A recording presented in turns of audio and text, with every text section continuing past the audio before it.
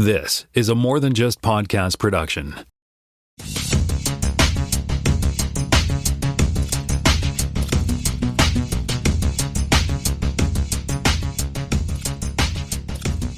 Welcome to Spotcast Season 7, Episode 2. My name is Tim Mitter. I am in Toronto, Ontario, and I am joined by Jonathan Kuline in Mississauga, Ontario. Hello there, kids. We also have Jaime Lopez Jr. on the line in Seattle, Washington. How's it going? I almost said JLO, but I didn't. I restrained myself. All right. You can call him Jaime from the block. It's okay. Yeah. Mm-hmm. So just a quick fact check here. I'm going to go with Ciarán Hinds was in fact born in Belfast, as Jonathan thought he might be last week. There you go. Then you got one here? Yeah, I had mentioned in a previous episode that the light that is used in the big scene where the horse saves... oh, God, what was the character's name? God, no. I got the horse's name. Beckett the horse? No. Oh, man. See, now I got to look it back up. See? Now I got my correction wrong. That guy who's Sauron, the guy who gets saved. The one they mentioned, he was an Easter egg in today's show. Yeah. Adar says, Beric, such and such. Beric is the horse. Yeah. And, yes, Isildur. Hildebrand or something like that? Oh, Isildur. So... Isildur, oh, okay. In the scene where Beric goes in and saves Isildur from the spiders, I had said that he uses... From Shelob. Yes. I said he uses the light of Elendil, which is his father, but I was wrong. It's actually Erendil, who is actually... he is actually not his father. That's... oh, man, see, now I'm like phasing all these names. That is... Looking up my notes, see if I can remember his name. Do you know that people who don't follow Lord of the Rings, all they hear is wah, wah, wah, wah, light? Well, and that's why I got it wrong, because those two names have sense. It's Elrond's father. Elrond's father is Erendil, and I still have no idea who you're talking about. Isildur's father is Elendil. The light of Erendil is a thing that is given because he was turned into a star as a reward for his good work, even though he was a man. I remember that. Yeah. All right. Yes. Anyways, point is, I got my Erendils and my Elendils mixed up. Thank you, Mr. Tolkien. Yeah, I think that the dwarves had it right. What's the king's name? King Durin. Durin the third is the king. Durin the fourth is the prince. Prince, yes, and you know, as Pseudo Sauron said, Blondie Sauron said today, you know, he referred to him as King Doran, and then he said Prince Doran. Yes, very effective. Right. Very helpful when they can give us honorifics. That helps a lot. Mm-hmm. Yeah. All right. Well, that was let's move on to the headline. Very messy fact check. And let's move on to the headlines. There we go. So I'm going to give you a bunch of headlines that are real bummers, and then hopefully Jaime is going to bail me out at the end of this. So let's start with some bad news. The bad news is Time Bandits has been canceled after one season by Apple TV Plus. We Is talked that really about the bad show. News? Well, I guess that your mileage may vary. I enjoyed the show. I was a little disappointed, as I was when we talked about The Acolyte, that they didn't bother giving it any kind of clean ending. They just completely left it open for season 2, and we're not getting a season 2. I really wish that we would do a few things differently in the way we make some of these shows. Give us the option, or if you think that it's going poorly and you know it's going in that direction, and somebody in the executive suite's got to know whether or not this is already going to go. But they don't know that when they're filming 2 years ago. No, but they could cut scenes out. They could be like, and we all lived happily ever. Or you could say like, hey, you know, film a happy ending for this. Point is, they have canceled this show. There will be no more. They did 10 episodes, and however, we're never going to find out what is going to happen. So that's a bummer. Well, they did that with Brazil, and all hell broke loose. Well, true enough. But I don't know. How you guys feeling? I mean, I'm a little bummed because obviously I like, you know, some closure. How are you guys feeling about the cancellation of Time Bandits? Jaime, did you watch Time Bandits? I didn't, and when I saw this in the show notes, I said, well, I wonder if it has a Star Wars A New Hope or Star Wars The Empire Strikes Back kind of ending. And it sounds like it's more like Empire Strikes Back. Yeah, like a hard cliffhanger rather than you feel satisfied and there's room for more, but like it sounds like it ends in the middle. Well, the big MacGuffin is what happens to his parents or the kid's parents, right? And that never gets resolved. And if I remember correctly, it doesn't get resolved in the movie either, right? Like, don't they stay lumps of coal, smoldering coal? Well, it burns the house down, right? Is that? Yeah. Yeah. Yeah, it's not Jaime. It's not a very, like, they do kind of resolve the big mission that they're working on, but they definitely left the door open to do more episodes, and they will not. So it's not a great ending not a satisfying ending anyways. Yeah. It's not good for Kal-El. Yes, poor little Kal-El. He was good. I thought as child actors go, he was quite enjoyable. His sister was good too. Yeah. No, I enjoyed the show. I would have watched a second season, but alas, I don't make those kinds of decisions. All right. Speaking of cancellations, this one came out this week. We also got a cancellation for Orphan Black Echoes, the spin-off series starring Kristen Ritter. I had not made the time to watch this yet, but I know you did, Tim, and I think you did as well, Jaime. Maybe you guys can share your thoughts on whether or not this was a justified or unjustified cancellation and how you feel about it. Do you want to go first, Jaime? Yeah, are we going to do spoilerific takes or non-spoiler? No, I'm just going to go through the stuff I posted in the Slack earlier today. I don't think it really gives away too much. Okay, so non-spoiler. Non-spoiler, one, you should know, just given we talked about Time Bandits, this ends on a hard cliffhanger, so leave that as to whether you will watch this or not. Like, for example, I'm probably not going to watch Time Bandits unless, I sort of get through the list of stuff because of that, because I won't feel like it has a satisfying ending. Orphan Black Echoes, like, if you took Orphan Black off of it, I feel like it's almost the same show, which is kind of a shame. It doesn't feel it feels like it's sort of shoehorned in to be part of the same universe. There's some similar-ish themes, but I think it almost suffers from having similar-ish themes where I'm like, so this character, I feel like their motivations are kind of not sensible given that they cross over from the other show without getting too spoilery, right? Like, I feel like if this happened to you, I don't think you would be making the same decision to basically cause similar things to happen to other people. So if you made them completely unrelated people, I'd be like, yeah, I could see somebody doing that then, because they wouldn't know the pain of going through what are there's multiples sort of thing. I also feel like it suffers from not having, almost like the same point of view. Orphan Black certainly played a lot with Tatiana Maslany's abilities, but I feel like I was always seeing things from Sarah Manning's point of view. And this doesn't really follow that. I forget Kristen Ritter's character. Is it Lucy? It doesn't really follow Lucy's character all the way through, or I don't feel like she's the main character at all times. Tim, what are your thoughts? Yeah, well, I mean, first of all, I want to say that Orphan Black itself is a far superior show than this, right? I mean, it was what, 5 seasons long or 4 seasons long. I honestly believed in my heart of hearts that every character that Tatiana Maslany played, she played about 5 or 6 different clones. I saw them as different people. Like, it was that convincing, right? A portrayal. This one was very much what I'm calling a TV spin-off sci-fi. It's kind of doesn't really get its legs underneath it, doesn't really take off. It's not compelling enough that I would say you have to watch this, whereas I would say you have to watch Orphan Black, right?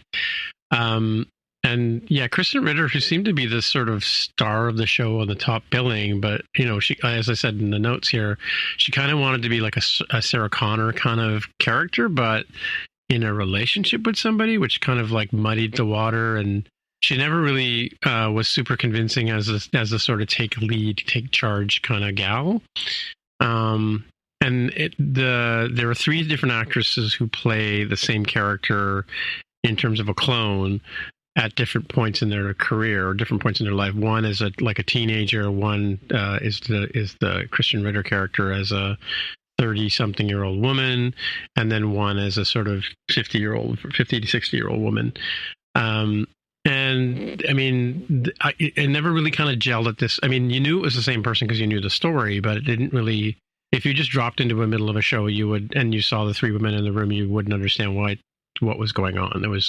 And then the way they played with relationships with other people outside the family, there was a son involved. There was a same-sex relationship. There were people doing things that they shouldn't ought to be doing in terms of science and making clones and printing them, and the ethical side of things. So there was like it never really sort of sold me that to really care that much, right? And then there was an antagonist who sort of shows up kind of all the way through, but doesn't really sort of come out and be part of the show until maybe near the end of the series. And he's sort of a Musk-like, multi-million dollar person who, gets a hold of the technology or whatever. And yawn, I said it was some, like, okay, sign of the times. You have to have some, mimicking, Zuckerberg or Musk is such weak writing, I think, right? I'm sure Jonathan would agree with that. Oh, yeah.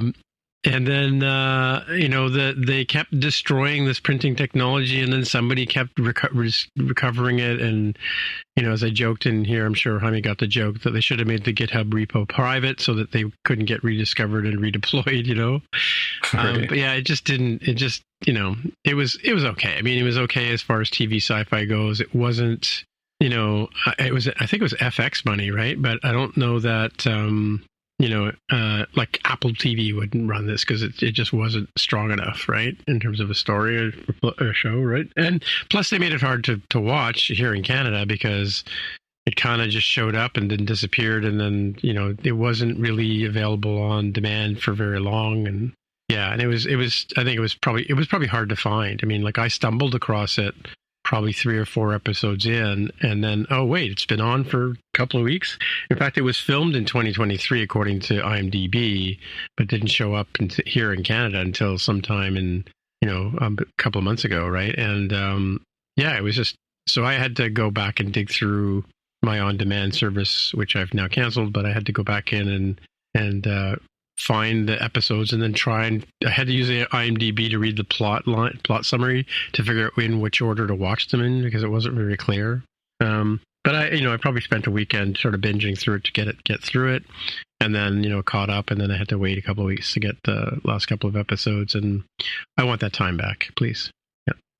Well, on that note, I think we were okay with this cancellation. I guess we'll move on. Well, yeah, I mean, and as Jaime says, it does have a jaw-dropping climax that and a reveal at the end that you're like, oh, so clearly they're going to carry on with this, but not so much. So again, like to your point about earlier, Jonathan, but maybe you have to have 2 endings in the can because they didn't have to end it the way they did, right? So, but now that they've ended it that way, there's going to be people going around. But when's the movie coming out, or when like people are going to be clamoring for this to be be finished, right? Yeah. Well, let's travel back in time one more week, and we'll talk about the very sad news that we lost just an absolutely indelible presence in our world. Somebody who portrayed one of the most memorable characters in film history. We lost James Earl Jones. The voice of Darth Vader died. He was 93 years old. Again, it's a tough one, obviously, we all age, we all die, and it's very sad to see him go, but man, what a legacy this performer left to us. Not only was he Darth Vader, but obviously so many memorable roles, in so many movies over the years, The Lion King and Coming to America and, all these great roles over the years. That Field of Dreams, yeah. Oh, yeah, like just an absolute icon. Conan, like he's in the original Conan movies. This is the most memorable bad wig in history. Well, and it's funny, like you always joke, I could listen to him read the alphabet, and in fact, you can, because he did that on Sesame Street once, right? He certainly did. Yeah, I mean, this has a 60-year career. A 60-year career. He was still making movies up until he was in 2021's Coming to America for Amazon. Like what a legacy. And again, to have created so many memorable characters over the time that he was with us, and, including obviously doing the voice of Darth Vader, not just for the Star Wars films, but into some of the animation, he still continued to do the voice. And of course, we talked about it recently that he signed over his rights to his voice to Disney to be able to continue to use it. So we'll be treated to more of his work as the years go on. But yeah, I mean, this is just a freaking legend. Jaime, what's your relationship with James Earl Jones?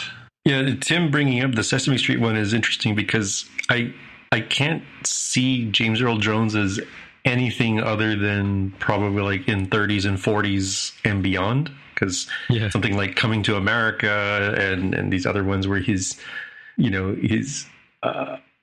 regal, kingly nature, he goes on to play Mufasa and everything. Like, it's so bizarre seeing him in there. And then it's like, yeah, I guess him being 93 when he passed away totally makes sense. He's forever an old man to me because of when I came up, and other people who've had longer probably have different takes.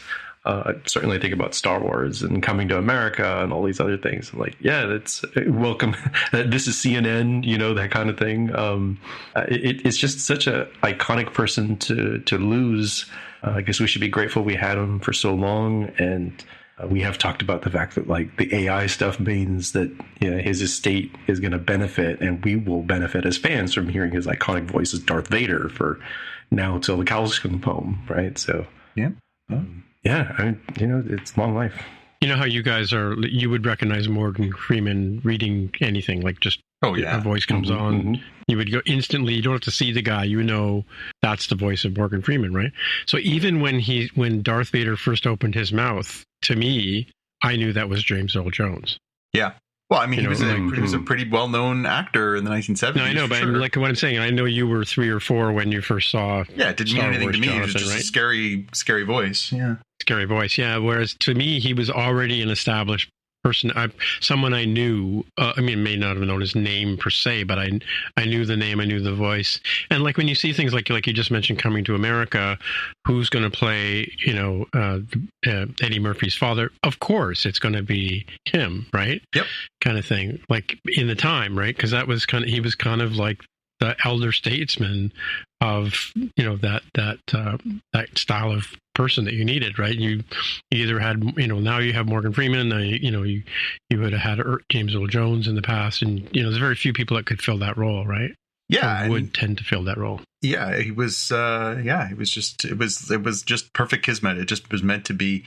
I did love in this obituary that we pulled from Variety for our show notes. It mentions that he was paid a grand total of $7,000 to be Darth Vader's voice for the first Star Wars movie. Mm-hmm. I'm guessing he made a few more bucks as his career as Darth Vader went on, but yeah, $7,000. Yeah.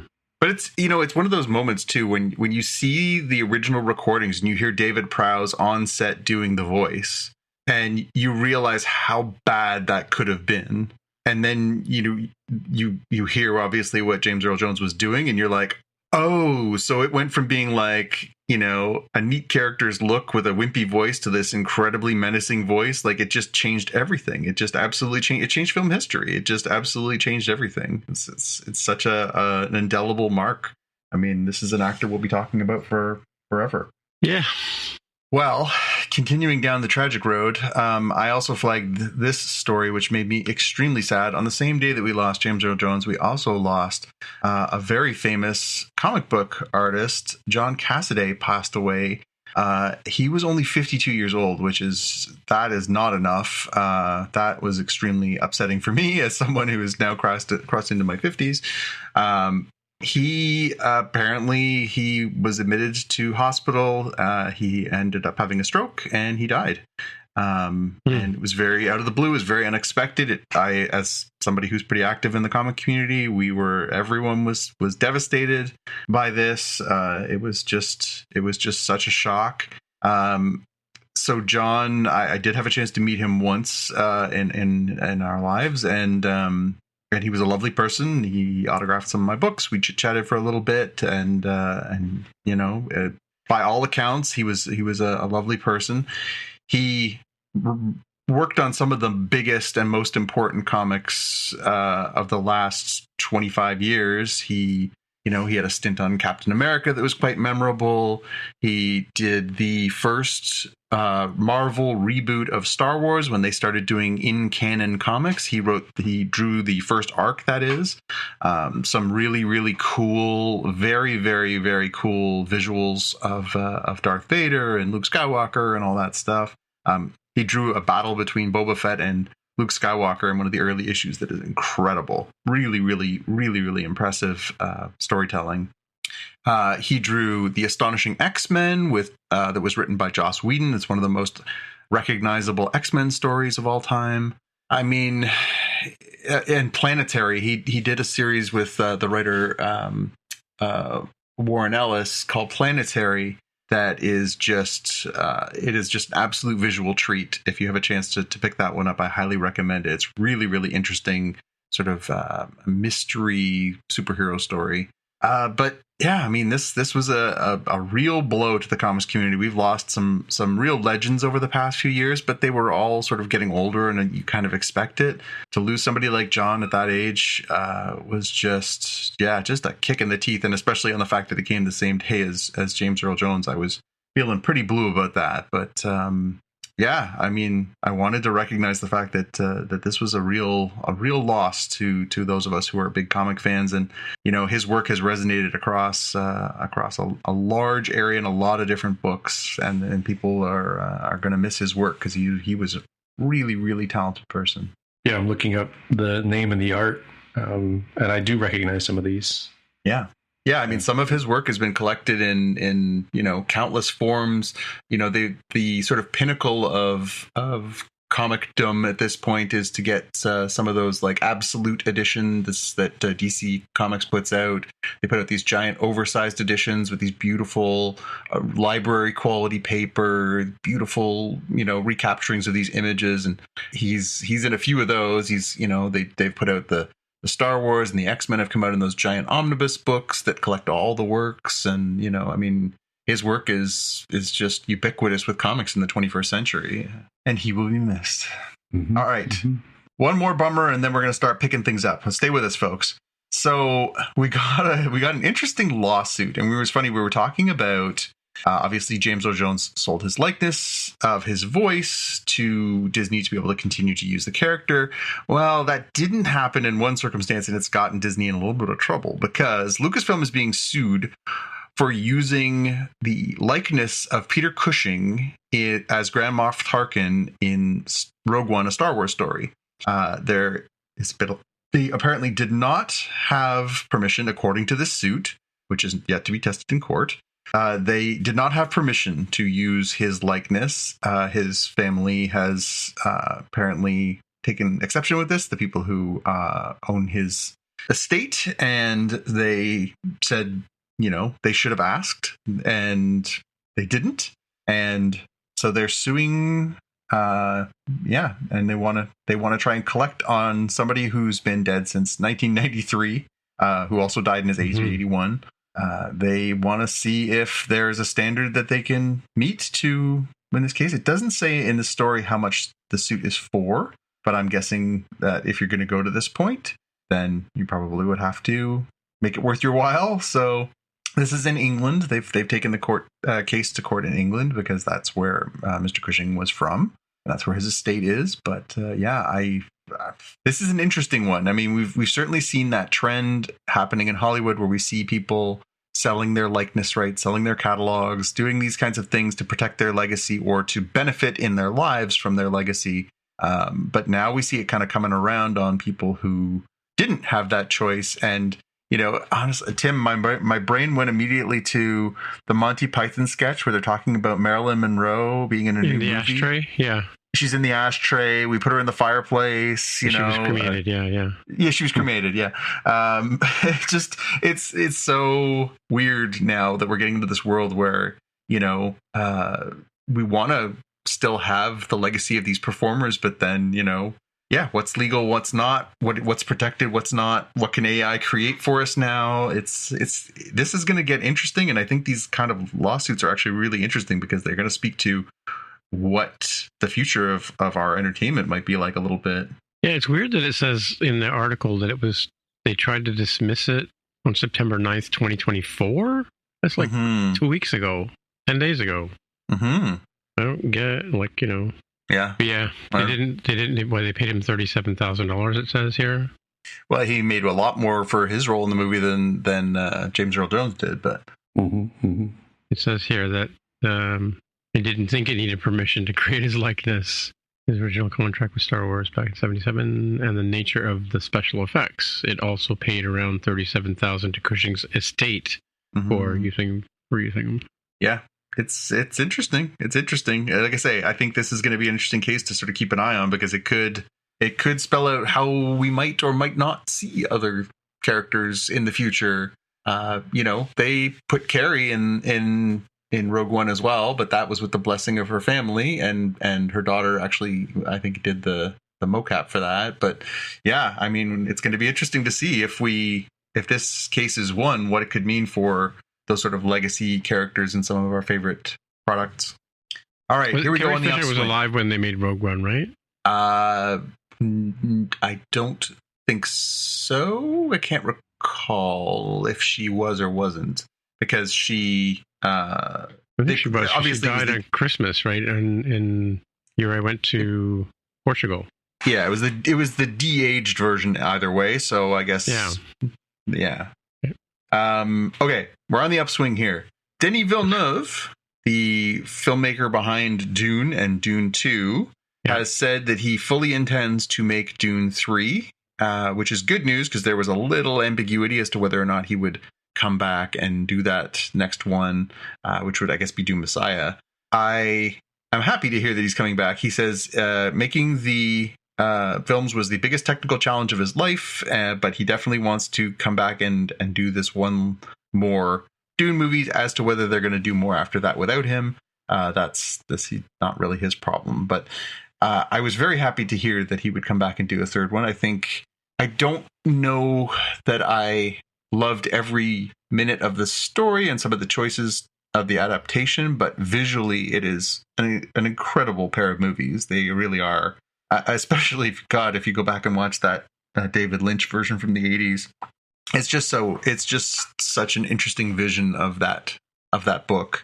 And I'm really excited at the prospect that he's going to come back and do one more. It doesn't sound like it's happening right away. However, it sounds like it's going to be something that he does, because in this story, this profile in Vanity Fair that he made these comments, he talks about all the other projects that he's working on. So I suspect we're probably not going to see Dune Messiah for a little while. I would suspect probably not for another 4 or 5 years. That's good. Have you read that book? I don't remember if I did. Messiah, I mean.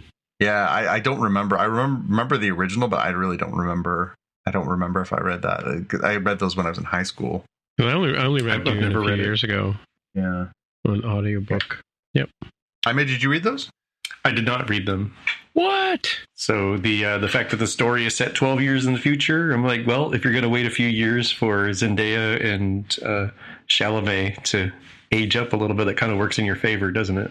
But I wonder if they're characters in the book. We have to ask Mark Rubin. Send him some cigars. Send him some alcohol, some Jim Beam, and just let nature take its course over the next few years. Some cookies, you know. Yeah. Tim, they're trying to get him to dance and call it a trilogy. He's like, it's not a trilogy. Dune and Dune Part 2, or Dune Part 1, Dune Part 2. He says it was really a diptych, which I'm sure you know what it is. I had to go look it up. Mm-hmm.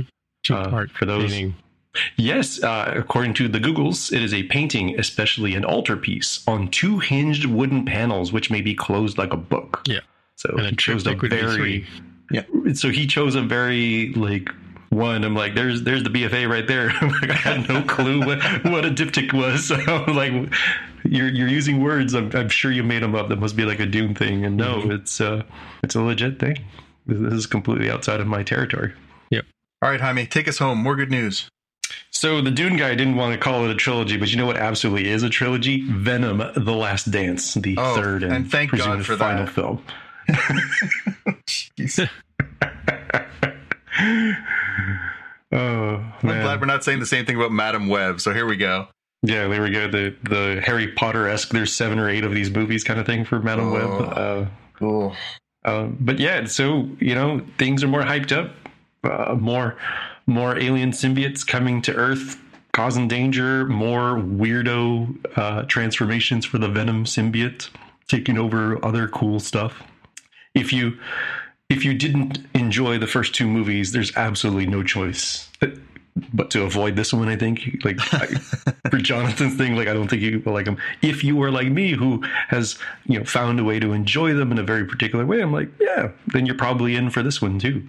I thought the first one was passable, although I thought the villain was weak, and the villain's usually the best part of a superhero movie, and so that kind of wasn't so great. The second one should have been great because it had a great villain, but it was awful. It was really bad. This is the character that Topher Grace played, right? Yeah, but this is the Tom Hardy interpretation. No, I get it. Yeah, but same sort of idea. Yeah. It's a poison bat, a spider suit or something. Yes, it's basically it's a symbiont that basically merges onto a human being, and they form sort of one mind and then can use the powers. I am really curious to see how this plays out. So they're calling it The Last Dance. They say this is sort of the last part of the trilogy, but there's a couple things in this trailer and a couple things in this sort of Venom lore that will be interesting to explore. So one, they've announced that Null, or they've shown us in this trailer that Null is going to be in it. Null is a more recent important character in the Marvel Universe. He is this very big bad. So how they're going to play with that? He's the god of symbiotes. So that'll be interesting to see how that plays out, because that could spill over into other things, including like Spider-Man 4 or who knows what. The other is that the character that Tom Hardy plays is not the only person in the Marvel Universe to be Venom. The symbiont has merged with other people for long periods of time and created different versions of quote unquote Venom. So it's possible that this is maybe just Tom Hardy's last stab at it. Theoretically, they could continue making Venom movies till the cows come home. Maybe we will get that 7-part, escapades of Venom series down the road. They could do it. It's not hard to do. Now, if this was the 70s, they would turn it into a TV show, and every week it would be a different guest star playing Venom. Maybe, but I mean, they can go a lot of different directions. Venom looking like Lou Ferrigno, just sort of trying to get a ride. But using like pool noodles as the Venom effect when he like stretches out to grab people, like that would be about as good as it would get from the 70s. Mm-hmm. It's a thing that people have pointed out online, and I feel like I agree with it, that it's kind of weird to have this series be ostensibly about like the superhero battles and stuff. I mean, don't get me wrong, I do enjoy those, but I kind of enjoy more Tom Hardy walking around and dealing with the Venom creature and being put into weird. It's almost like a sitcom-esque buddy comedy. Yeah, buddy comedy is almost a better take for this. So if they were to go down the route that Jonathan said of like, oh, well, there's other Venoms, I'm like, yeah, but like Tom Hardy basically is this version of this dude. Are you going to be able to enjoy whomever they choose? That would be a really hard follow-up act. It's totally plausible. I'm sure there's good candidates out there, but for any exec who's out there on a boat right now and listening, put down the blow for a sec and hear me for a sec. Just make sure you do good casting. Don't just throw some CGI at it if you want to continue to make fat stacks of cash. There you go. Investment advice from Jaime Lopez. Last one here in our headlines, rounding things out, is the fact that coming up soon, looks like September 25th, that is coming up on a Wednesday, Inside Out 2, the smash hit, coming to Disney Plus later this month, so you'll be able to save your bucks. Watch it at home with the kiddos. I've not seen this myself yet, so this is my first opportunity to watch it. Yeah, I'm looking forward to that one. It's the highest grossing animated movie of all time and the first Pixar movie to cross $1 billion. So congratulations on not contributing to that. I wonder why they didn't call it Inside Out Puberty. Puberty Strikes Again. I really enjoyed the first one. It was a bit of a surprise to me because I had sort of my kids had sort of aged out a little bit of the Pixar, so I hadn't watched that one until it came to a streaming service, and I loved it. I thought it was really wonderful, and so I'm looking forward to see what they did. Yeah, I don't know if it's spoilerific to tell me. I've seen, like the McDonald's toys, so I kind of know the new the new emotions. I don't suppose lust is an emotion. That feels like a really difficult thing to put in Pixar. But like, hey, spoilers to any of you who are listening who are somehow pre-pubescent and going to go through puberty, that will become a thing at some point in your life. It is inevitable. It happens to us all. Yeah. Yeah, it's harsh but fair. Yeah, but keep that in mind during our for things too, though. Like, whether it's a toy or a game or there's more like envy or jealousy, depending on which specific flavor you're talking about. Yeah. But keep that emotion in mind when I talk about some stuff during the Agatha series. All right. Yeah, it'll come up. Okay. Cool. Well, we've reached the main part of our show where we talk about something, well, normally Star Trek related, but what we got on the skid today is the Lord of the Rings, the Rings of Power, and so we're gonna do. Are we doing 2 episodes or 1 episode? Yeah, we're doing episodes 5 and 6. Okay, I have a one for 6, but I don't have a grand, what do you call it, elevator pitch? Is that what we call these things? That's what we call them. Yeah. All right. Well, let's hear your elevator pitches while I try to remember what this show was about. Okay, go ahead. Oh, I got one. All right. How many you want to kick us off? Sure. Mine was pretty much, as is, you would see on Netflix, the rings of power are being made for men, capital M, men, while the dwarves start to feel the power of their own rings. Jonathan, what do you got? I had, what could possibly go wrong if we just dig a little deeper? Yeah. It's the only way to get out of the hole. Just got to keep digging deeper and faster. Mine's based on the Easter egg in this one. Speak, friend, and enter. Yeah, there you go. So right. This was it had some optimistic moments and some pretty bummery moments. This was starting to get into the meat of the season here. Mm-hmm. The scenes that really stood out to me, the first scene, obviously, where King Durin is showing the power of the Dwarven ring, and the fact that the dwarf rings are much more imbued with Sauron's evil. And so he's much more susceptible than what we've seen from the elves, even though we have seen the elven rings affecting them. The dwarf rings are much more corrupted. And to see Durin, first using them for good, it's like, hey, we figured out how to get some light back down here. Hey, we figured out how to do this. And then we start seeing him turning and starting to get a little bit off. And then we also get this like very memorable scene in with the men where, Pharazôn is now the king, and he's, disassembling the navy, and he's, basically charging people. He's making like all the soldiers return their swords so they don't turn against them. And then we get this scene where, they go in like thugs to this, holy temple and trash the place. And then we end up with the big fight scene where the little weasel Kemen. Is there like a less likable character on the show than Kemen, the son of? No, that's the son. Yeah, the little Weasley son who's like, I'm going to tell my daddy, and then he backstabs poor Valandil. That was so awful. Whose son is he? Because the nice guy, the captain of the ships, his daughter turns on him, right? Yes, she does. So she's Aarian, and he is Elendil.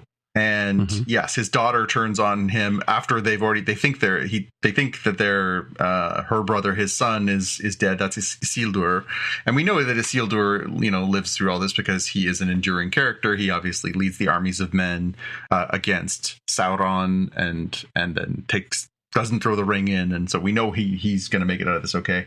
But so Kemen is Pharazôn's son. So Pharazôn is the dude with the beard who ends up basically usurping the throne away from Miriel. Oh, the queen. Oh, okay, right, yeah. The queen.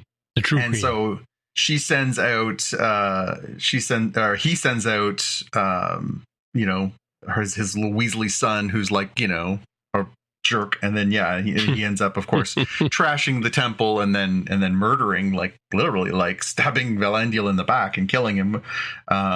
So not great, especially not great because this show's really kind of painfully white, and that was one of our people of color on the show.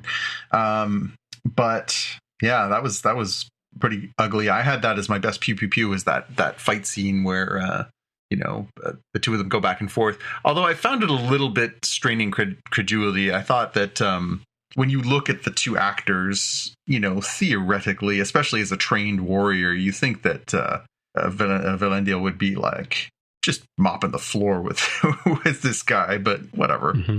And he probably wouldn't turn his back on him. I mean, I guess he was trying to do the right thing because it's Elendil basically says like, no, son, don't do this and whatever. And that's what gets his attention. And once his attention is distracted, that's when he gets stabbed in the back. So you could kind of put it on him, and I'm sure he puts it on himself. But really, it takes a certain kind of quality of piece of trash to stab someone in the back. Did you guys have any other pew pew pews that you liked out of this one? Maybe non-traditional, but wait, this is the episode with the beams of light, right? It is, yeah. The King Durin uses. Like, I thought that was kind of a cool concept that he's like, you've got all of these people, like Disha? I forget Durin's wife's name.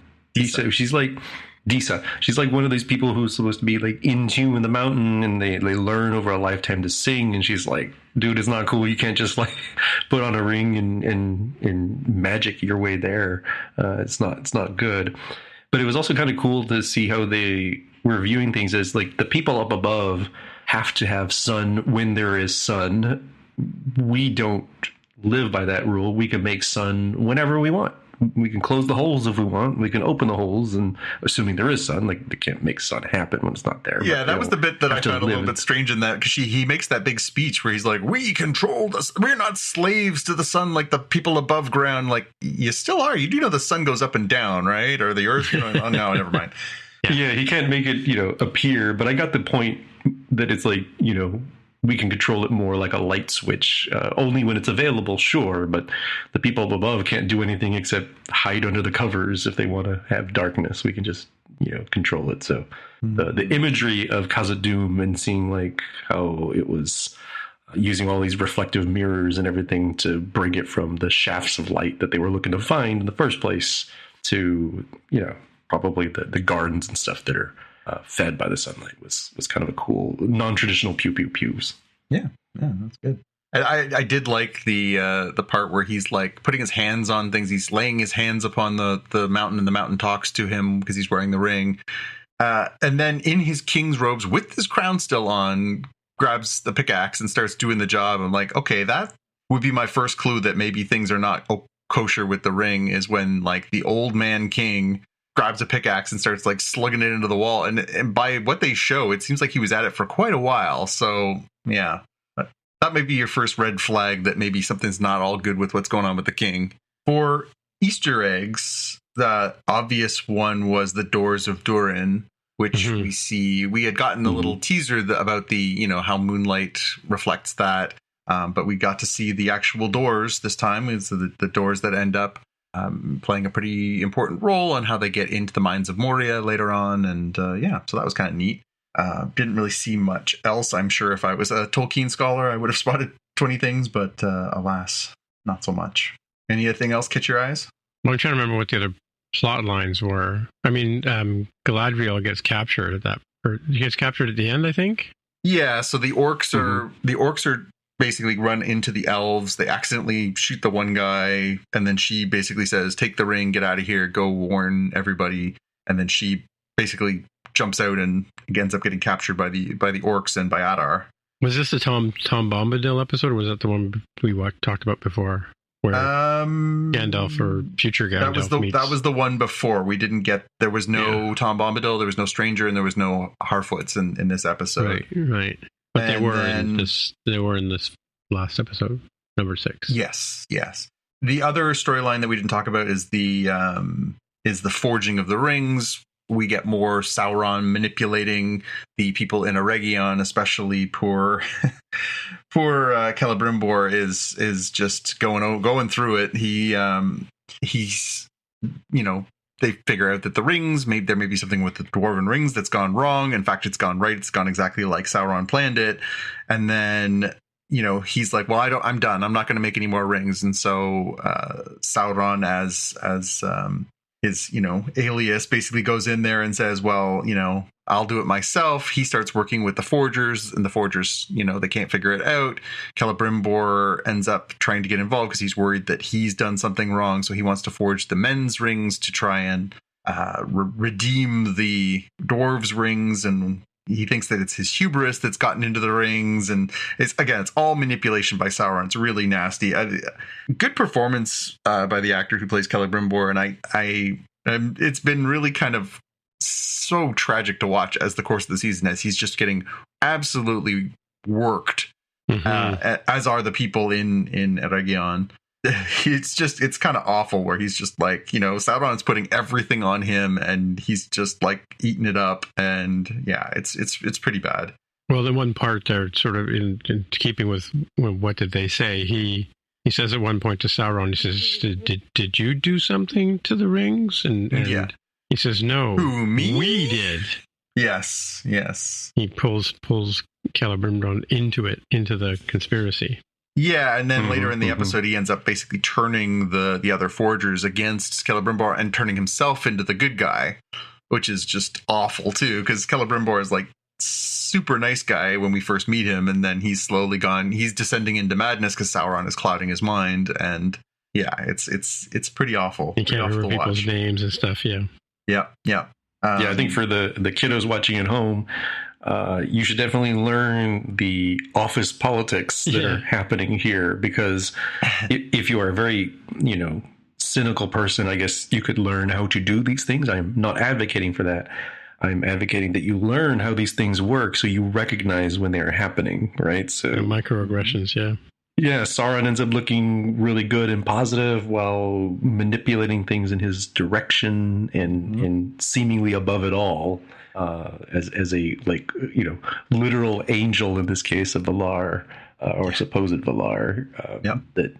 Hey, I wonder if now you say that, because that is a very sort of modern take on human dynamics. I wonder if Tolkien would have written it this way, Pretty sure we were the same kind of peoples 50 years ago, 1,000 years ago. It's always a people problem, Yeah, I think it's a human nature issue. I mean, Tolkien famously didn't like allegory, so it's hard to say. He famously didn't like allegory, and yet the whole thing was a biblical and war reference. But anyways, it would be interesting to put yourself in a 21st century writing mindset for this kind of thing now. Yeah, and clearly that's what the writers in the room are doing, right? Writers on the show. Right.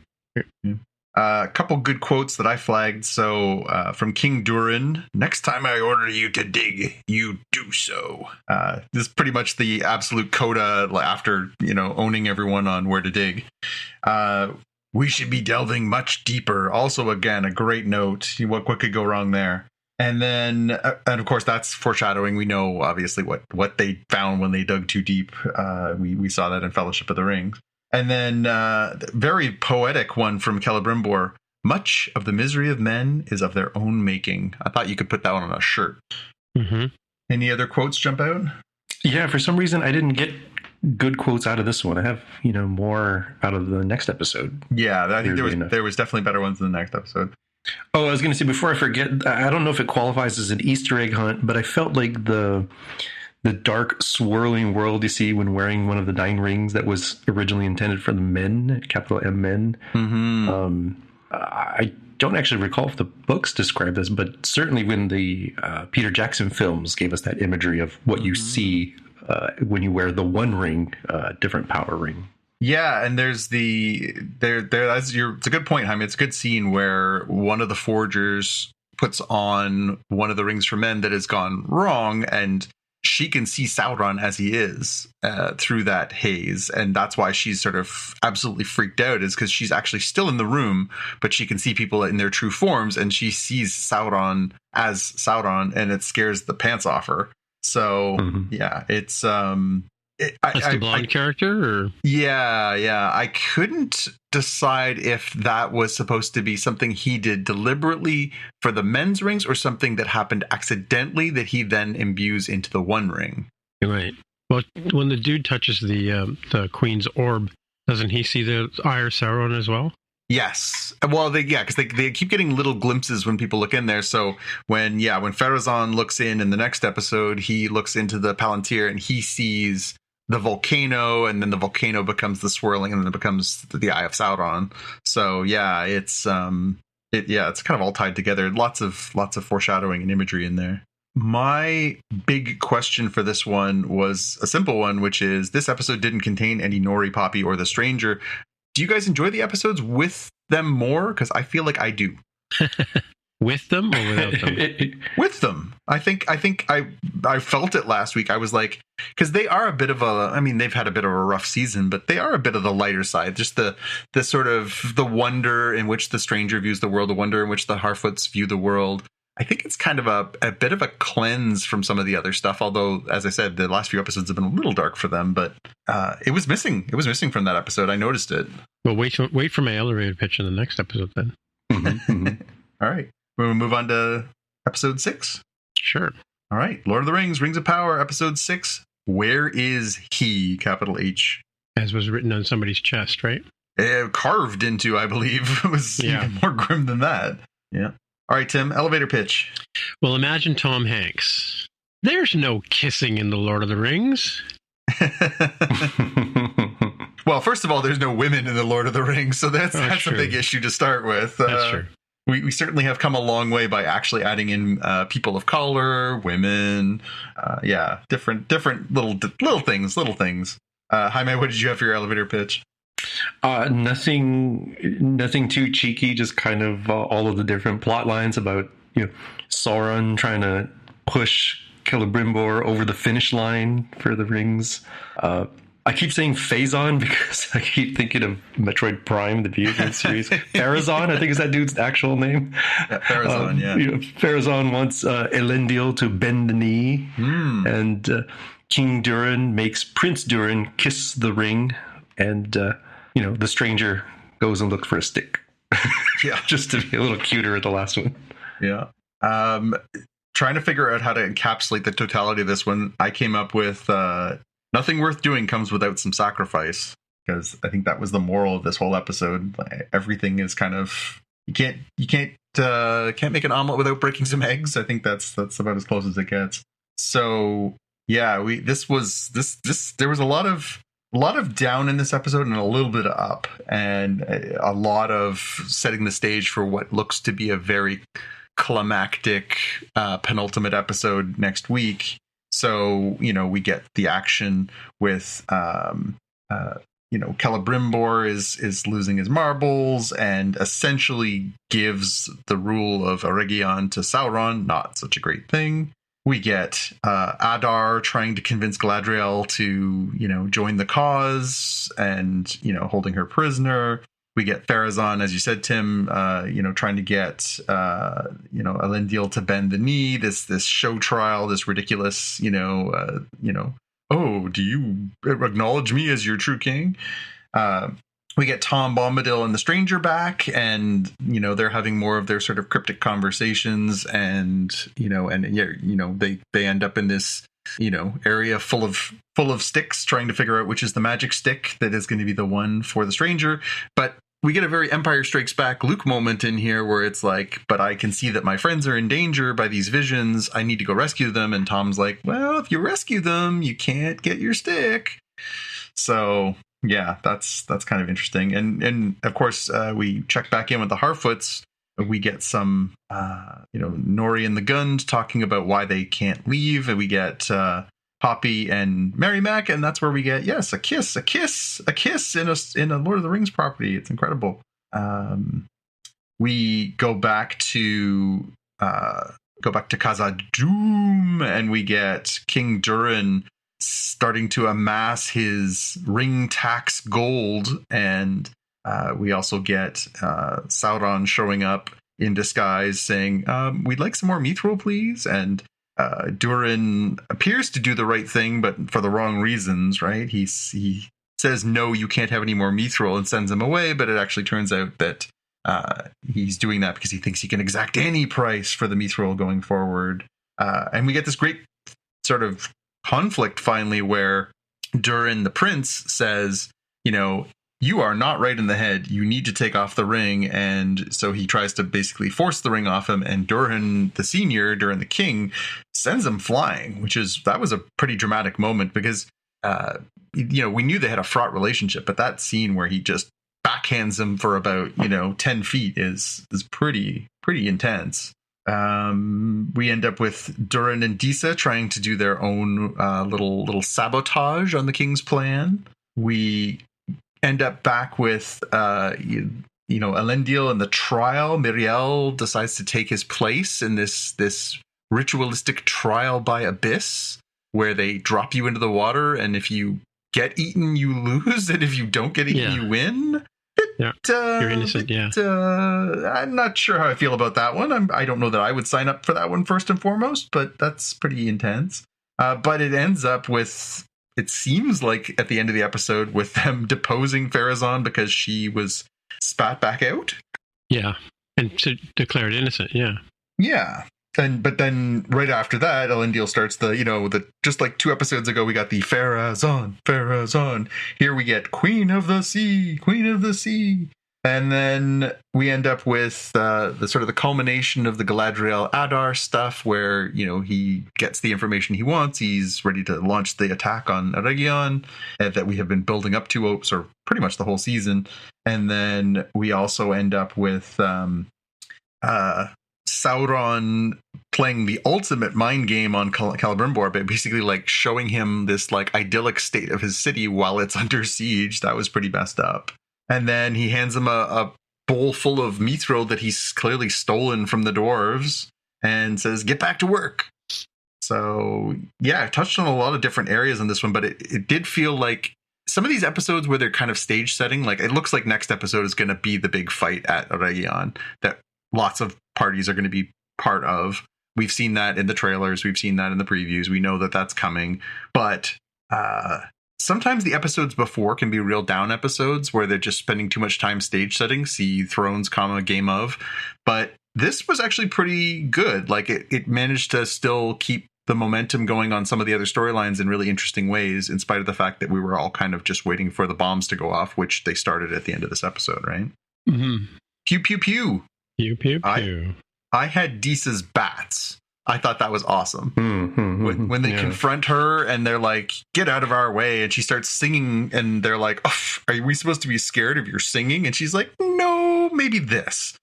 And then the bats come down and chase the diggers away. I thought that was really fun.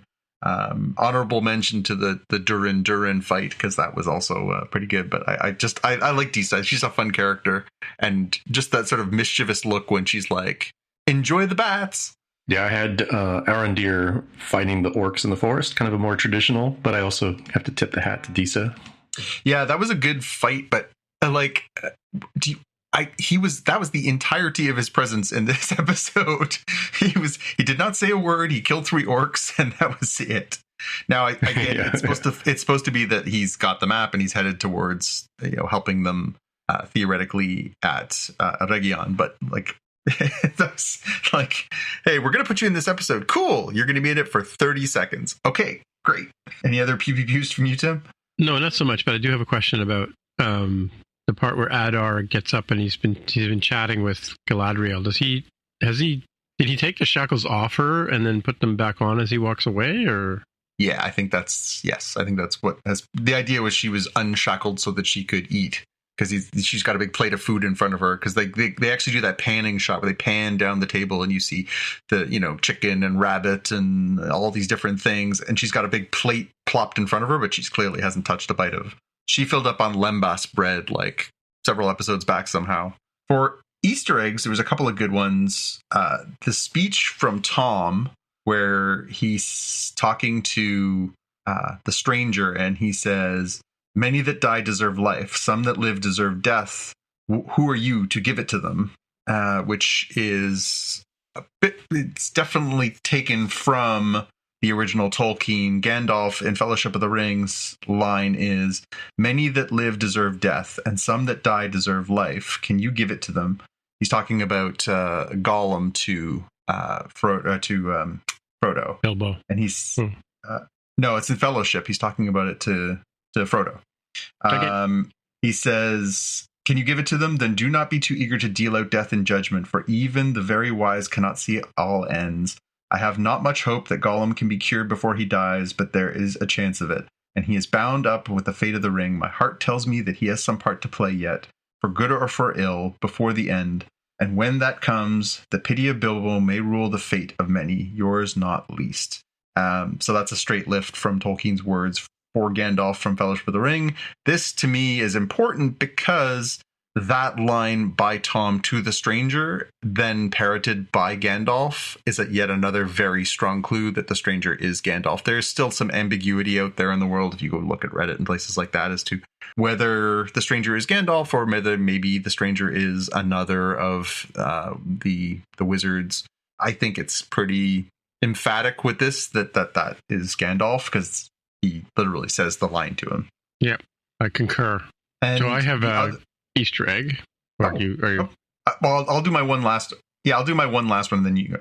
So the other one was the Balrog. So at one point we see the flash when Sauron is in Khazad-dûm, and he doesn't get his way. He turns his head and he looks into the fire that's burning in the hearth there, and for a flicker you see a Balrog's head creep out of the fire. I thought that was, again, a nice foreshadowing of the whole dig too deep, delve too deeply. Oh, that was you talking to the Durans. Yeah, I wondered what that was. Yeah, it's just for like maybe a second or two, you just see this little flame shoot up and it looks like a Balrog. Cool. Easter egg. All right, so got Tim? Yeah, well, Sauron. So are they calling him Sauron when he's making the rings, or they just don't call him by name? No, because he had come back and said that his name was, I'll have to look it up, it's in my notes here, but he went from being Halbrand, which is the alias that he had before, and then he assumes this new alias. Well, he was a slow dog for a while.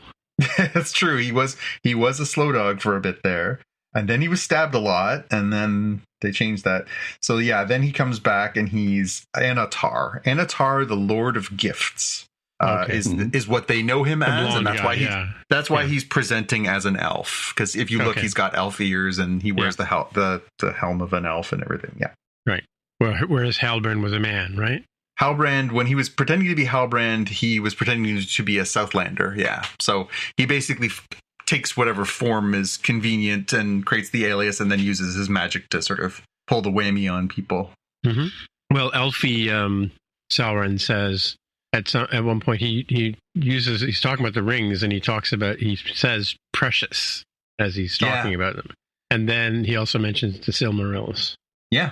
Yeah, and we got a good view of in the courtyard, you see the statue holding a replica of one of the Silmarils, right? Mm-hmm. Pulled from Morgoth's crown. Mm-hmm. And then he pen, you see death and destruction and stuff. Yeah. Jaime, did you see any other Easter eggs? I didn't, and I had the same one, so it's like a double Jeopardy beep, beep, beep, beep, beep moment with the Gandalf quote. Yeah, I mean, it immediately triggers your ear, right? Like, you're like, oh, I know that speech. Because that's a really important one, too, because that discussion that Gandalf has with Frodo sets Frodo's mind on why he's so protective of Gollum, and especially as he starts descending into madness holding the ring, why he has to believe that Gollum can be redeemed so that he can be redeemed. And so it's critical to all of the Lord of the Rings stories. That one speech really sets the stage for Frodo's mindset. So, quotes. I've got some, you got some. Who wants to start? I mean, I scooped you on those ones. You go ahead. Yeah, I'll do a couple. You mentioned the trial by sea combat with the Numenor stuff. The legal guy, because I couldn't be bothered to look up his name or what his role was. He was one of the justices, so to speak. The Valar have deemed her ... innocent. With a real inflection of like, oh, that didn't work out quite so well. Yeah. Oops. My second one was Adar talking to Galadriel about, it is not his lies that must be extinguished, it is him, giving a very particular perspective on Sauron as a threat. Mm-hmm. Yeah, so Galadriel viewed it as more like the words can outlive the being and be a threat, and he's like, no, it's the the being himself that is the threat. Yeah. Very different worldviews. Yeah. Well, because he knows Sauron is the single greatest threat to what he's trying to build, right? Any more? No, those are my 2 quotes. Tim? Just precious. Precious, yeah.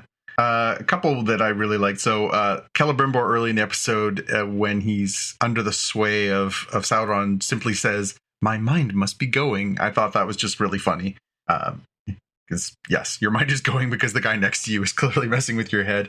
I agreed with you. Is that a HAL 9000 quote? Yeah, really, absolutely. Jaime, I really agreed with you. I thought that the speeches, the interaction between Galadriel and Adar when they're at the table, I thought there was some really good stuff there. So I actually like the part right before where he's describing what Sauron's effect is. I thought that was a really powerful scene where he says, "Sooner or later he sees you, not just who you are, but who you wish to be.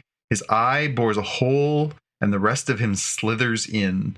For a while, he even makes you believe that his power has become yours. Irresistible power that makes every desire's fulfillment seem inevitable.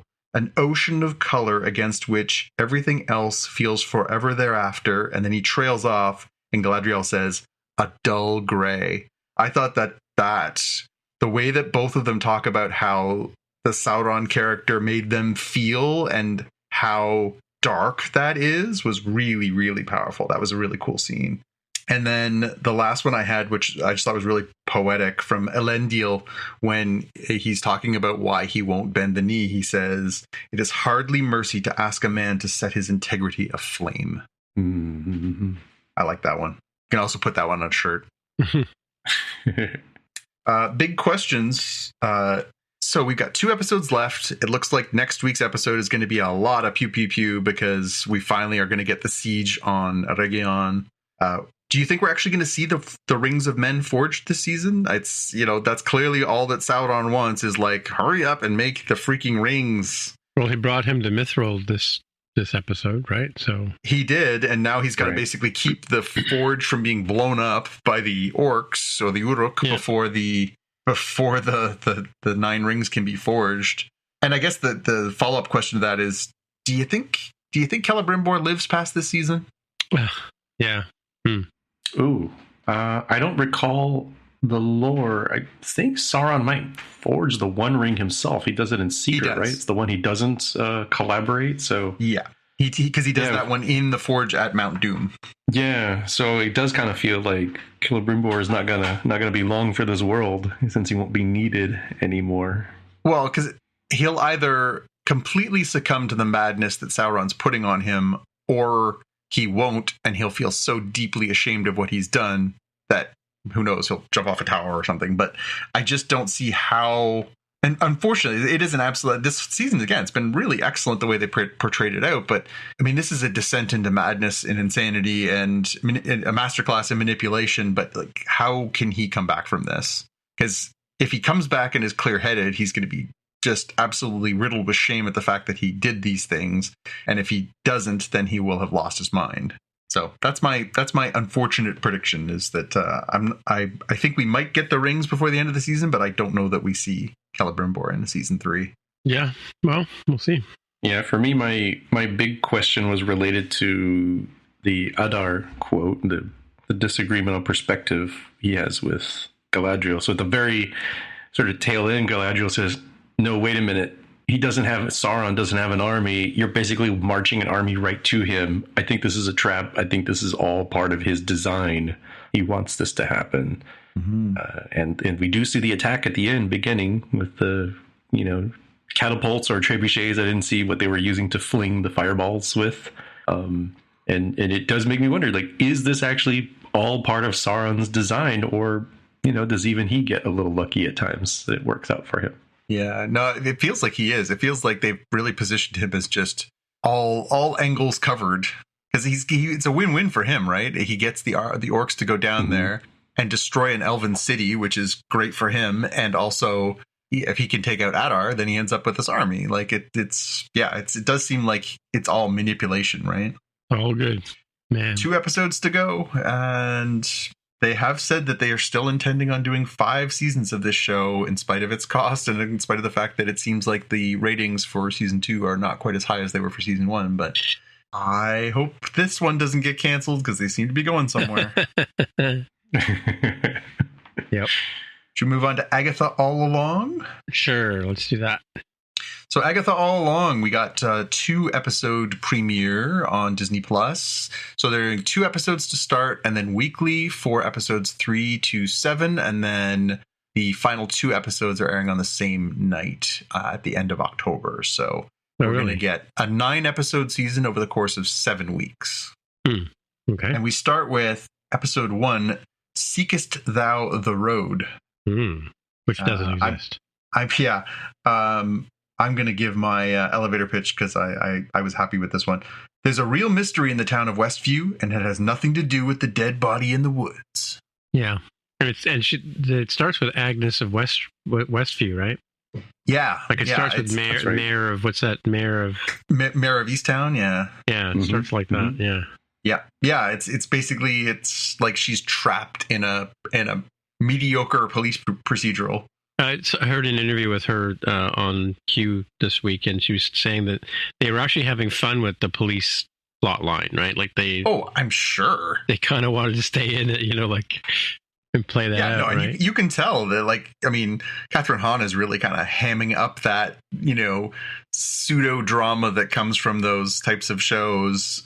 She really is, because the stakes are really low in the show that they're showing us. And yet she's playing it like, oh, it's so hard and just over the top. I'm going to preface all of this conversation with, I love Catherine Hahn. I am a massive Catherine Hahn fan, so I will be gushing about her as we go through this whole thing. Did you guys have elevator pitches? Well, my main complaint is that they ruined this with the trailer. Yeah. But mind you, it's the same sort of way that Wanda started too. If you've seen WandaVision, that kind of happened the same way. She was sort of lost in her own constructed world as well, right? Yeah, and also within a TV show, right? She was living through the first few episodes. She was trapped in these different sort of sitcoms, different genres, right? Yeah. Yeah. But and as they say, that's the definition of psychosis is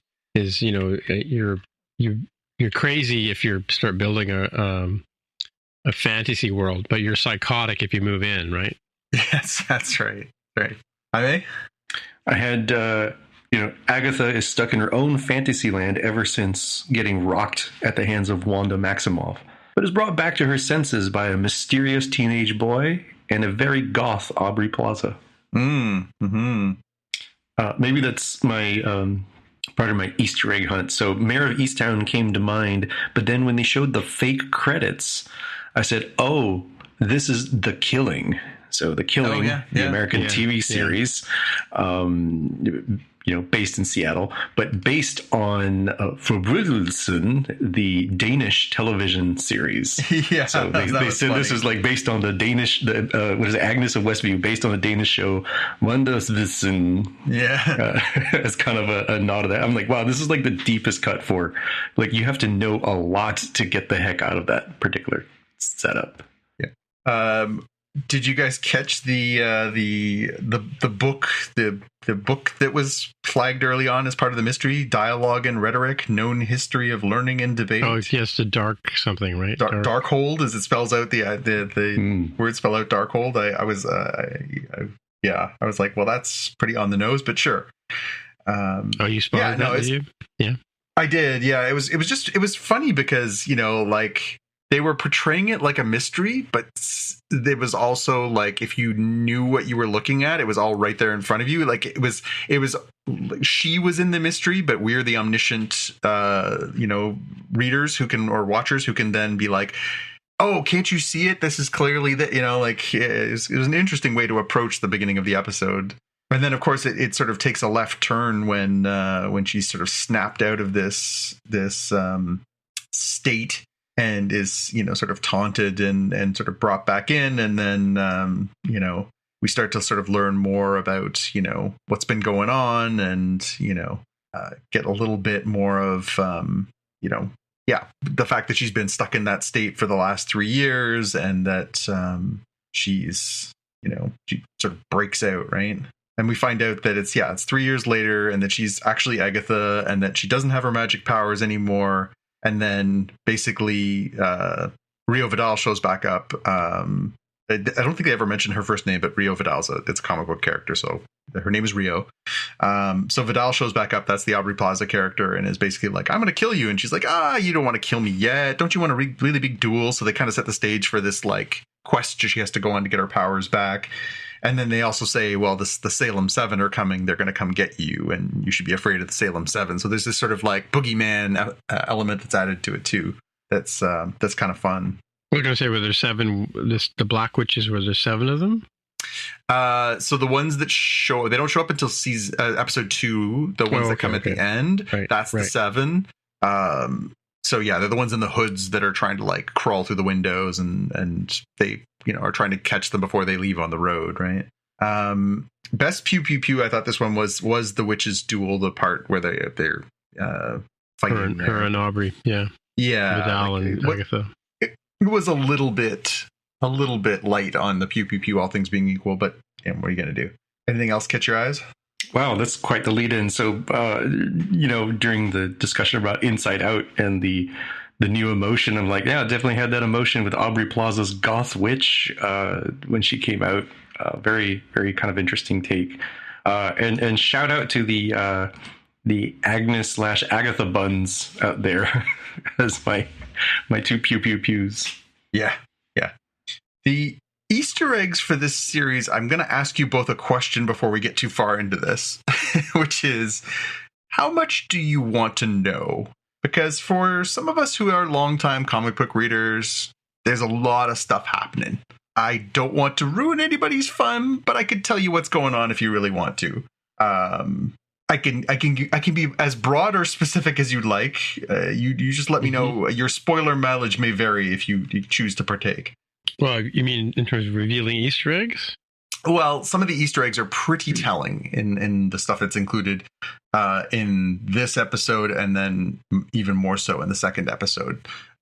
Because, again, they are using characters lifted from the comics, and so they can obviously change some of those paths, but some of them are pretty telling.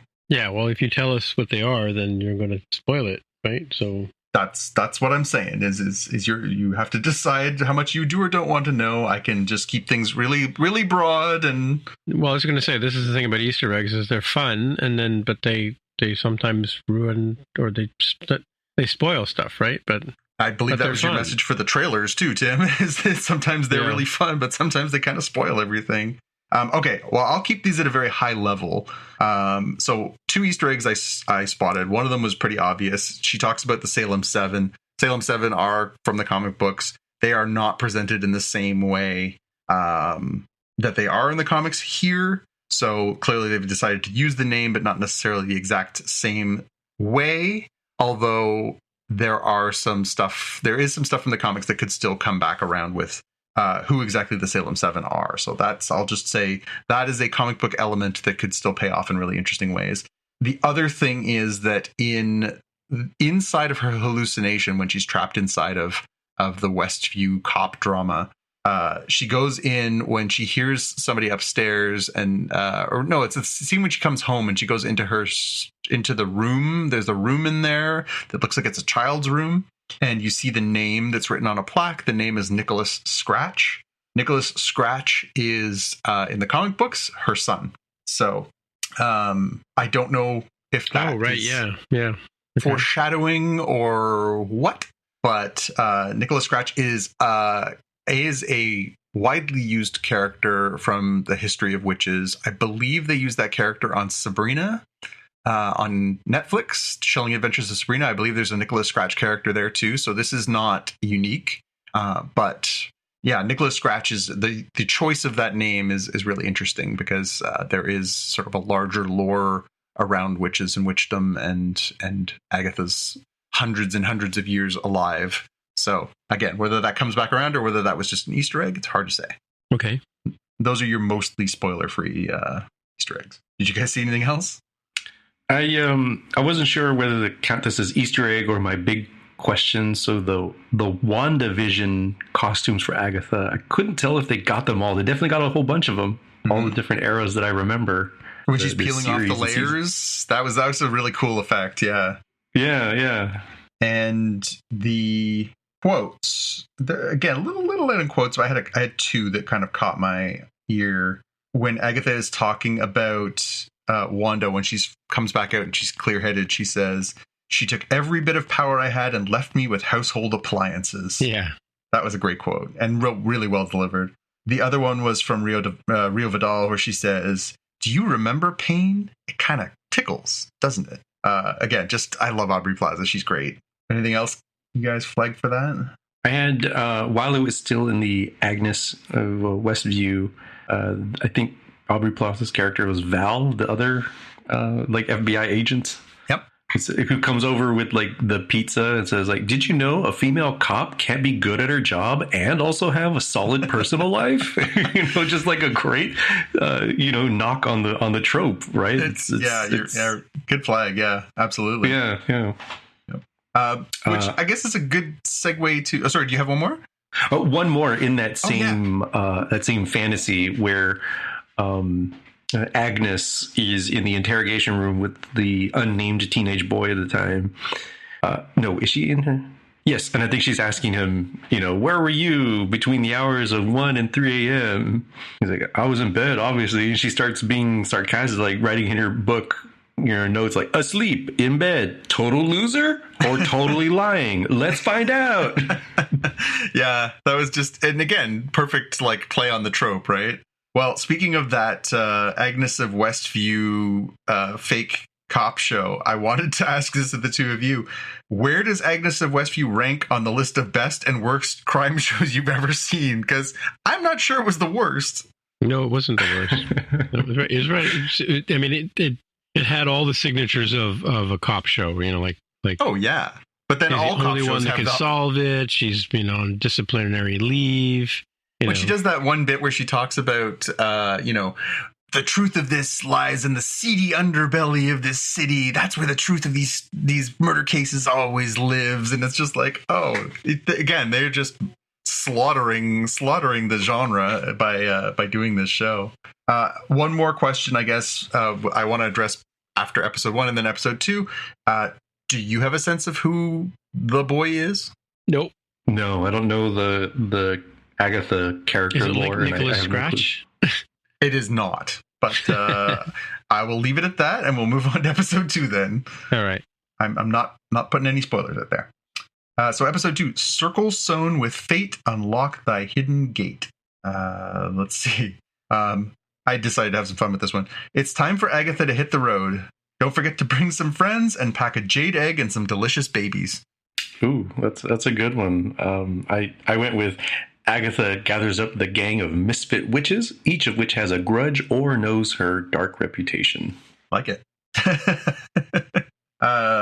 Yeah, so this one it was fun. It was really fun.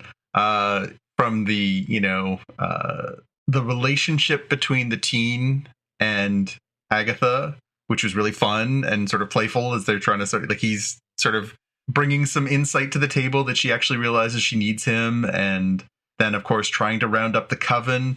I mean, the casting for the coven is incredible. Patti LuPone, who is just a freaking legend, as Madame Calderu, the Lilia, just immediately spotting that Agnes is full of it and like ripping strips off her was really, really funny. Then we give Sashir Zameda, who's an SNL alum, coming in as the Jennifer Kale character, who's got this binding spell and a bunch of lawsuits, and again, all these sort of flawed witch characters are great. And then we get Alian playing Alice Wu Gulliver, trying to figure out sort of what happened to her mom, this sort of legendary person who recorded the road and made it popular.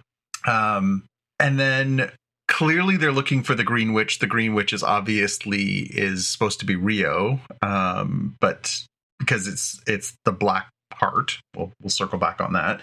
And then instead of getting her, in order to try and cheat a little bit, we get Agnes grabbing up poor Sharon Davis, played by the incredible Deborah Jo Rupp from that 70s show.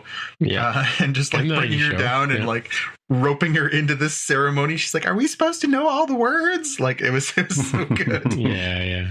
And then, basically getting the gang together and then trying to sort of start off on this sort of magical journey. I thought, for one of those like assemble the gang for a heist kind of things, I thought this was pretty well done. And again, like really cool that it's, again, I'm sure there will be people who take exception to this, and I would like to raise a solid middle finger to all of them. But yeah, we've got, a variety of different women. We've got a variety of different cultures. We've got a variety of, obviously we have a queer character in the teen. It's really nice that this isn't just like, Ocean's 11 or you know what I mean? Like the stereotype of like, the Dirty Dozen, let's get a bunch of white guys together and we're going to solve something. So yeah, that was fun. Mm-hmm. For Pew Pew Pew, it wasn't a very pew pew pewy episode. So I went with the song. I thought that scene where like the teen is trying to keep the seven from getting in the house while simultaneously they're singing this rather epic song was I thought that whole sort of sequence was pretty well done. Mm-hmm. Yeah, I doubled up on that one, the Witch's Road. Yeah, like I thought the sort of the drama of it, and I thought that like the song was a bit of a banger. Like it definitely, the harmonies and just the way it sort of continues to swell, and then again tied against the drama of like these nasty looking hooded dementors outside trying to break down the door was pretty cool. The Easter eggs. So at one point we see Agnes wander outside and she walks up to the foundation of Wanda's house, or Wanda's house was, and she spits on it. I thought that was great. I think there's been just enough nods to Wanda and to WandaVision without kind of feeling obliged to it. Maximus showing up on the toe tag, right? Maximoff, yeah, absolutely. I think they've given you enough, and there's that hint of red hair that's sticking out from underneath the cadaver and stuff like that. It's there are definitely some nods there, but also you could sit down and watch this and you wouldn't be lost. Like it kind of tells its own story. It's a redemption story, right? Anything else catch your eyes for Easter eggs? I went with and I think you mentioned this in your elevator pitch, the Gwyneth Paltrow and Goop's jade eggs for your pelvic floor. This is a double Easter egg because Gwyneth Paltrow is a character in the Iron Man side of things, right? As Pepper Potts, and that is a legit real thing that is probably still offered, for all I know. That Goop offers jade eggs to exercise your pelvic floor, ladies. Sure. The sort of the way that they take some of the tropes around witches, both with the Patti LuPone character as like the fortune teller, and then with the Zashir Zameda part as like the sort of nouveau 21st century holistic Wiccan kind of thing. I thought that the sort of the ways they portrayed those things was pretty funny. They're definitely having fun with the larger vibe of witches in general. Quotes, some really good ones in this episode. From the teen, he says, "The road will give you the thing you want the most if you make it to the end, and I can and I will." That was very declarative, very cool. So you're a bit of a kook. Every witch has a process. That's Agatha talking to Lilia. Babies are delicious, which I mean, I don't know, but maybe they are. And then the best one, was when she bursts into the New Age shop and says, "Hey, where do you keep your jade eggs? I'm fresh out of marbles and my pelvic floor is all over the place." Mm-hmm. So good. Again, love Catherine Hahn's energy. She just is a delight.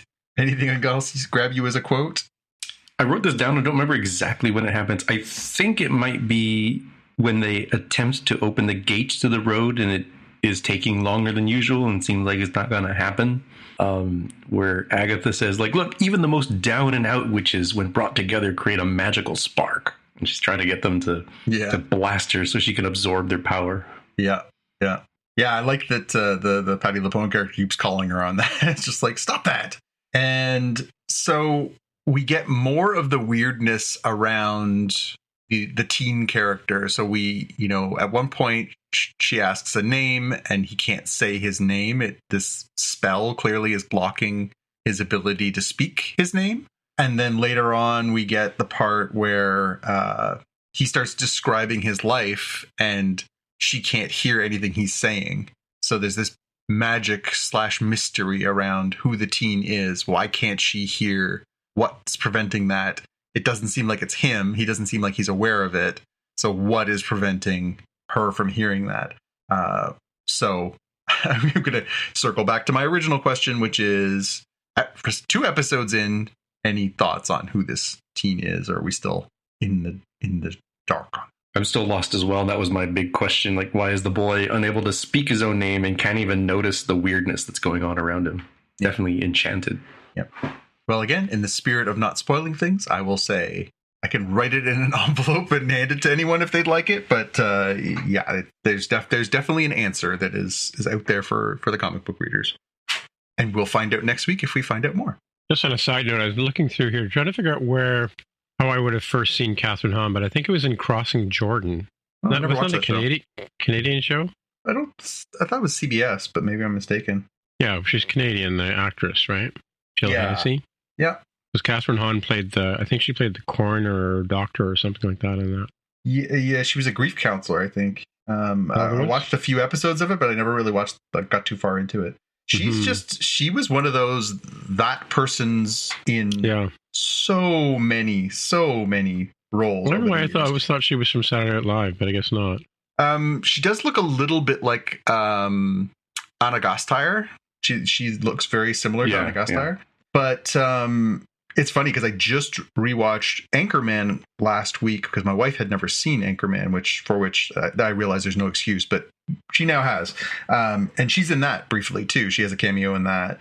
But if you go back and you look at her IMDb, you're like, my God, she's been in so many movies that I recognize. Yeah. And I'm like, again, she was in a lot of those Will Ferrell movies. So she was in Anchorman. She was in the Ron Burgundy Lost movie thing. She was, she sort of was part of that group of, sort of early 2000s comedies. She was just kind of in bit parts in all of them. And then slowly over the course of time, the parts just kept getting kind of bigger and bigger and bigger.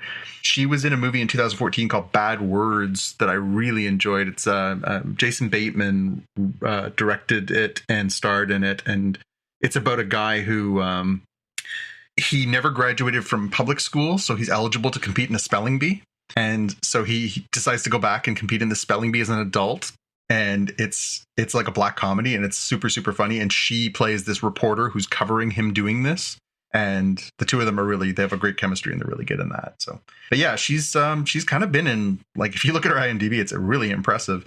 And then, yeah, by the mid 2010s, she's like starting to get like more leading roles. You see her in, like, she was in Bad Moms. She was, she did voices. So she was the voice of the Dr. Octopus character in Into the Spider-Verse, the first one. She does a lot of those things. She was in and then the last few years, she's been like, she was one of the characters in Knives Out Part 2, the Glass Onion.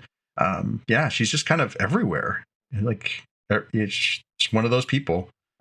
She did a TV show in 2019 called Mrs. Fletcher on HBO. It was only 7 episodes, but she was amazing in it. That was the one where I just like absolutely fell head over heels for her, because she was just this like absolute tour de force in that one. I recommend if it's a bit of a dark series. It's about a woman who's sort of going through a real dramatic change in her life after her son goes away to college, and she has this sudden freedom. And it's kind of a dark exploration of freedom, but she's amazing in it.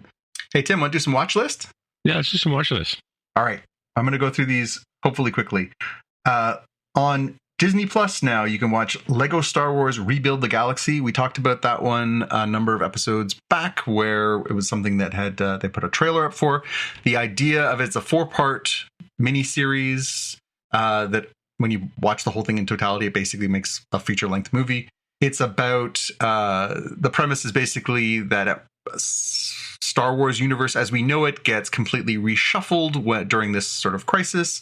And so everything you think you know about Star Wars is turned on its head. So instead of, all the things, Chancellor Palpatine's a good guy and Jar Jar's a bad guy, and they just sort of reshuffle. And not only do they reshuffle those things, but they also reshuffle so like the vehicles are sort of different. So like the Sandcrawler actually has legs like an AT-AT, and it's silly. Isn't it like they mixed up the pieces in the box sort of thing? A little bit.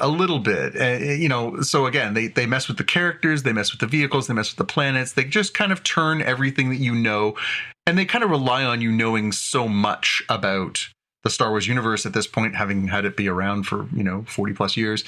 They kind of just mess with all that, and it's not perfect. There are some, it drags at times and there's some digressions and stuff, but it's super fun. They did get some of the actors to come back and play their roles again. So we do get Mark Hamill is playing Luke.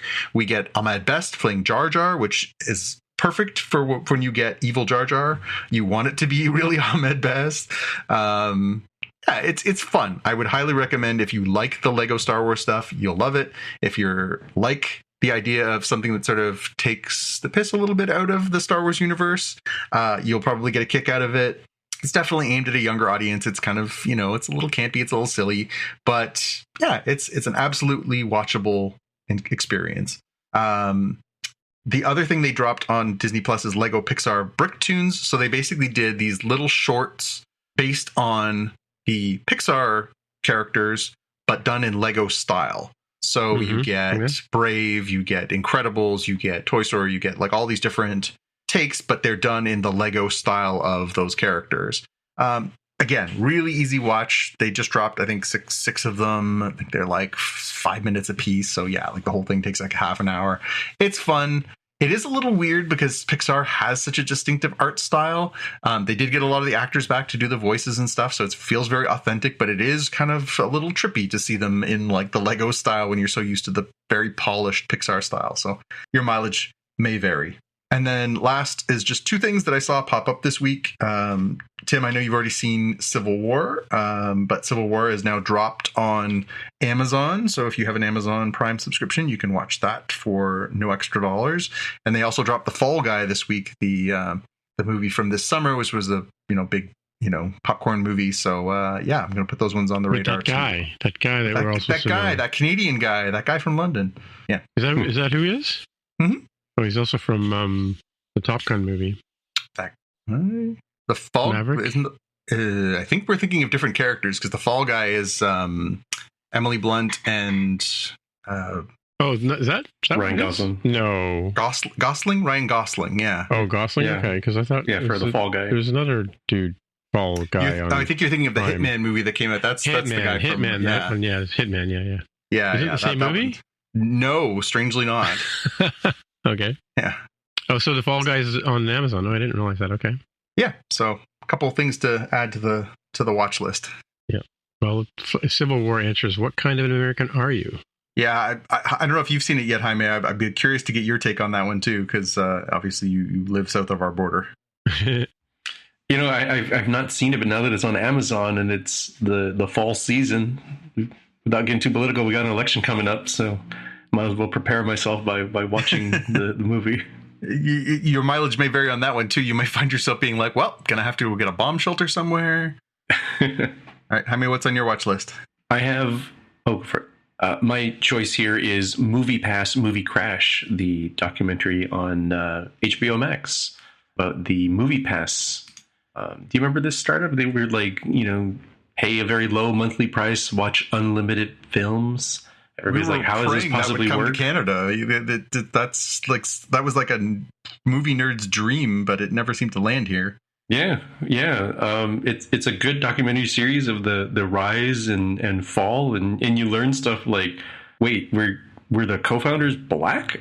I never knew that. That says a lot about our culture, that this crazy phenomenon came and went, and I just kind of assumed it was these later, white guys who created it. It's like, nope, not at all. These other guys, they get totally boned the way that it constantly happens. If you've seen, The Social Network or The Dropout or wheat crashed. Like, it seems like a pattern here, and I'm almost kind of addicted to these sorts of documentaries and based on a true stories about startup life and everything. This is on HBO Max. I sure hope it's true in Canada and elsewhere. That's where I watched it. And I want to just bring up Bad Monkey again. I didn't realize that it actually is based on a Carl Hyacin novel. Carol, Jonathan's mom and my partner, has been a huge fan of Carl Hyacin's books, and she's probably read all of them. I mean, the one she started out with was a murder happens is what do you call it? Executed with a frozen parrot is the murder weapon. Anyway, just a fun fact. One episode left to go, I think, in the season, but it's a really enjoyable thing. But she's always loved these books, so if you're into Carl Hyacin, you might want to watch Bad Monkey. How is Vince Vaughn? I find my mileage with him is all over the place. Sometimes I really enjoy his work, and sometimes I'm like, it was a lot. Yeah, he can be annoying, but he's okay in this one. But there is a bit of Vince Vaughn in it, but I think the character outweighs his performance. So as is, he's often you're right. He was like in Dodgeball, he was a little hard to take and stuff like that, right? So yeah, yeah, no, it's good. All right, well, I guess that's it for another week. So, hey, Jonathan, people get in touch with you wherever they find you. You can find me on the Instagram and the X as at JPK News, or you can find me on YouTube at youtube.com/@JPK. Cool. And Jaime, if people want to get in touch with you. I'm on Twitter as @DevOfTheHair. All right, well, my name is Timitra, TIMMITRA, on Mastodon and on Instagram and, just about most places. And that's what I'm going to go with. So until next time, we'll see you in the future. Bye. Bye. Bye. You've been listening to the Spotcast podcast. This is CNN. What's that? Oh, I just thought the James Earl Jones thing was kind of cool. Oh, wrong show. Right. If you want to find out more about the podcast or see the episode show notes, visit the Spotcast website at spotcast.com.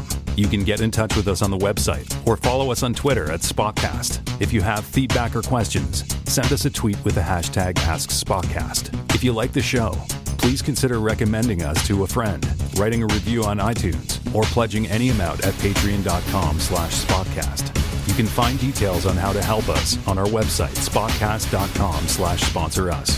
Thanks for listening, and we'll see you in the future.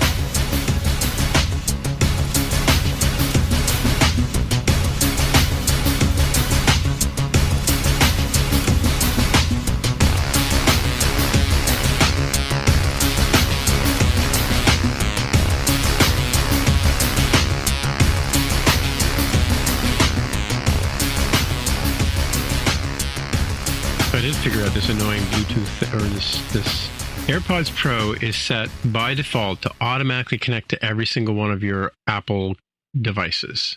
You have to go in and turn it off. Like, I mean, why wouldn't they tell you this when you first set them up? So annoying. Anyway, so I've just gone into my iPad, my phone, my Mac, and said, don't connect to this unless I tell you to. Annoying, eh? That is, yes, that would become tedious very fast. Well, yeah, it was like they're not cheap, so it's kind of like a super annoying thing. It's like today I found out on LinkedIn that if you don't go into your LinkedIn profile and opt out of them using your content for their AI training, they didn't ask us this. They just assumed that they could use it. You have to go in and opt out of that. Okay. Yeah. Would you like me to send you the link? This is exactly the can Disney use the likeness or not from this 1977 film contract. Yeah. Yep. I mean, if it smells wrong, generally it is, Yeah. All right, folks. I'll talk to you later. All right, guys. Have a good weekend. Talk to you later. Yeah. Bye. Yeah. Good one. Bye.